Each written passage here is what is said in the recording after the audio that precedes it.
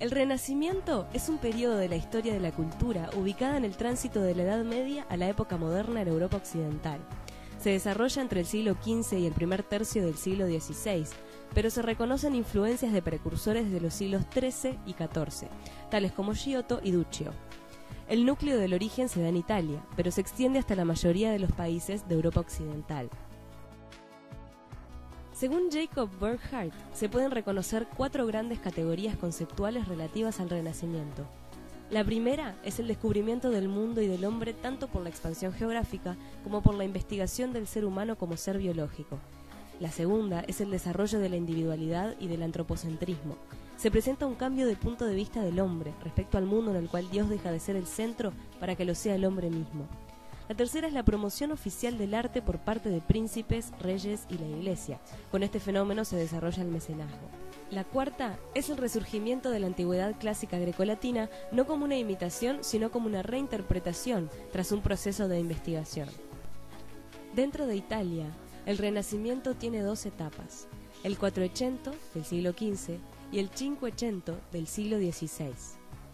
En la primera, se da el proceso de recuperación de los elementos clásicos a través de la investigación de los viejos monumentos romanos, así como la adquisición de innovaciones tan importantes como la perspectiva y la pintura al óleo.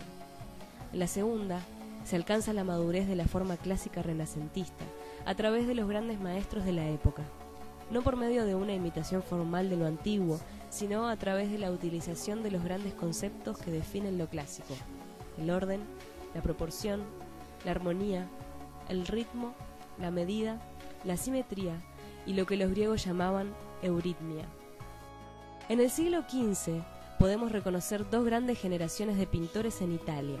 En la primera destacamos a Masaccio, a Paolo Uccello y a Fra Angelico.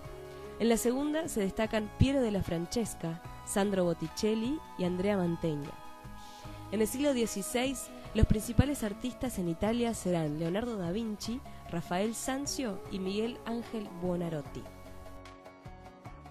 En la escultura se destacaron Andrea Verrocchio, Donatello y Miguel Ángel principalmente. En arquitectura sobresalen Filippo Brunelleschi, León Battista Alberti, Donato Bramante y nuevamente Miguel Ángel. El concepto del conocimiento en el Renacimiento es universal.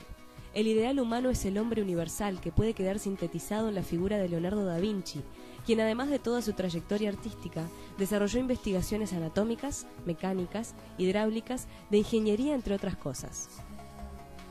En el siglo XVI, Europa recibe el impacto de varios hechos que provocaron una seria crisis de la conciencia europea: el descubrimiento de América y la corrección de la imagen del mundo de la época, la ruptura de la unidad del cristianismo con las reformas protestantes, el saqueo de Roma por las fuerzas imperiales de Carlos V, la teoría heliocéntrica del universo desarrollada por Copérnico. Todo ello contribuyó a desestabilizar grandes certezas que los europeos habían tenido en siglos anteriores y generó un ambiente que hizo que el concepto clásico perdiera apoyo en la realidad. Se considera que a partir de 1535, y en especial en la obra de Miguel Ángel, se pueden apreciar los primeros signos de cambio que indican el decaimiento de lo clásico y la aparición de los primeros rasgos del manierismo, y en la obra tardía de Rafael algunos historiadores advierten anuncios del barroco. El resto del siglo XVI mostrará estas 2 corrientes como alternativas a la crisis de lo clásico y a la fase más tardía del Renacimiento.